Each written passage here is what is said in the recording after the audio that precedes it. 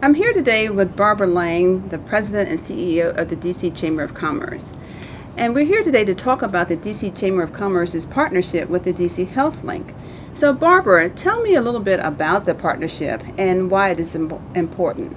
Well, Miriam, we are very pleased to have a partnership with DC Health Link. Obamacare, or the Affordable Health Care Act, is such a complex proposition. There's so many small businesses that don't know and not even aware that they've got to do something. Our role with the exchange and our partnership with them is to make sure that DC businesses, those that are 50 and under employees, are educated, understand that October 1 what they've got to do, and by January 1 what they have to do, and to be able to look at all the choices such that they are making very informed decisions. October 1 is the deadline that they clearly have to notify all of their employees and in writing that something is coming up and these are some options that are going to be available for them. And that is open enrollment for small businesses that employ at least one employee and less than 50 employees, and that enrollment period begins October 1. The health plans will actually be effective January 1 of 2014. So small businesses will also be able to enroll in the Health Link on a monthly basis leading up to and after January 1. So there's a lot that's going on right now, but October 1 is their first critical date. Yeah. Right. What are the benefits to small businesses for enrolling in a DC Health Link? Well, there are a number of benefits for them.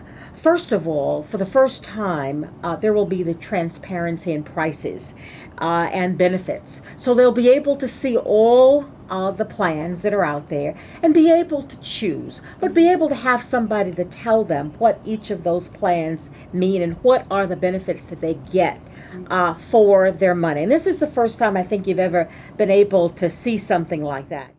Small businesses will now have the same clout as a large business.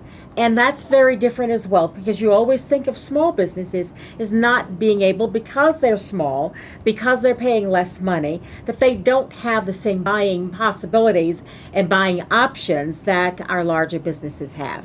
I think it actually will increase competition, and we've seen just recently when the first set of prices from the 4 companies that are on the exchange were put up. United Healthcare immediately saw that they needed to do a little work, and they reduced their prices by about 12%. So that really is good competition. And if I'm not mistaken, I think one of the other health plans also did some changes along the way. So this is good. And this is good for not only the consumer, but this is very good for that small business as well. The Chamber is holding a host of forums. We're trying to do 2 or 3 every month.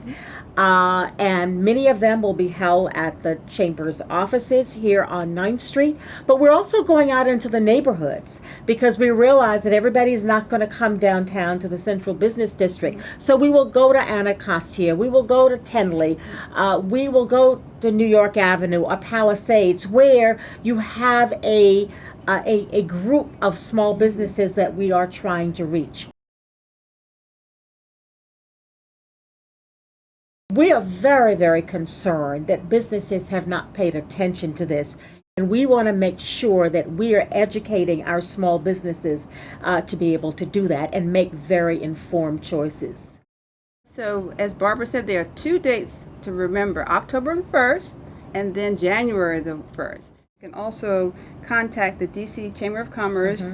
They have a website called www.washingtondchealthlink.com.